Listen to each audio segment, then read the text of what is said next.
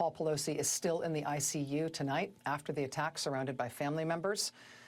He's 82 years old. He reportedly has extensive injuries to multiple body parts, including a fractured skull.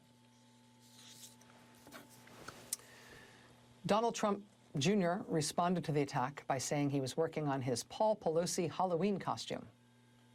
And he posted a picture of a hammer and a pair of underwear. Then he posted another picture of a hammer saying it was for open carry in San Francisco.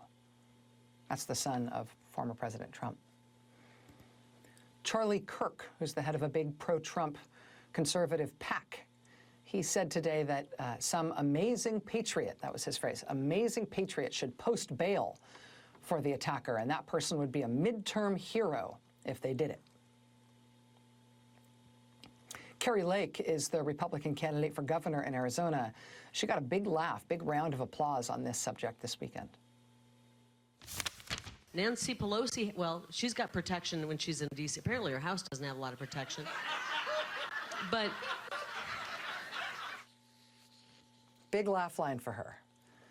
But play that tape again. You can see the moderator of the event on the left side of your screen. It looks like he's laughing so hard he might fall over. Oh, it's just hilarious, fracturing his skull with a hammer. There's been a lot of reporting already about the assailant, his perceived beliefs, his writings online. To use a technical term, I would say he seems like a nutball. That's how I would classify him. But his recent writings, you know, for what it's worth, they're all conspiracy theories and rantings that circulate on the far right. Holocaust denial, Jewish bankers, COVID vaccines are a conspiracy, QAnon stuff. He wrote, Q is Trump himself. And the real racism is racism against white people. And, you know, I dismiss him as a nutball, and I speak about those things with admitted derision because, in my opinion, honestly, none of us should feel obliged to play in the sewer of that man's mind. Once you hit someone in the head with a hammer, all of humanity is officially and forever excused from needing to learn about your thoughts and feelings.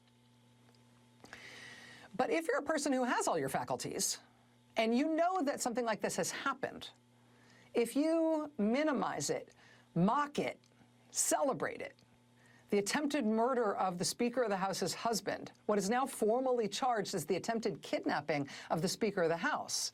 Well, if that's how you react to knowing this has happened, well, then you're telling us what you want instead of politics. You're telling everybody what you want to be able to do, what you want your side to be able to do to your political opponents, what you enjoy seeing your political opponents subjected to.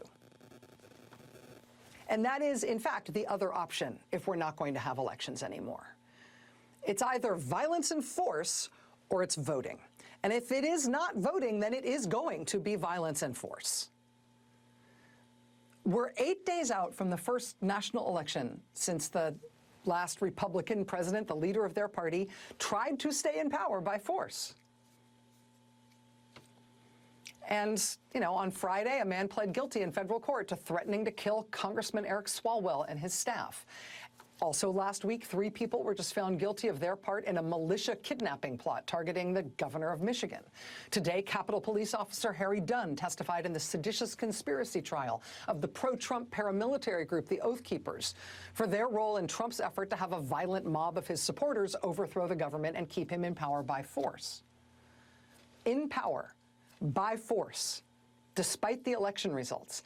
In power despite the election results and therefore by force.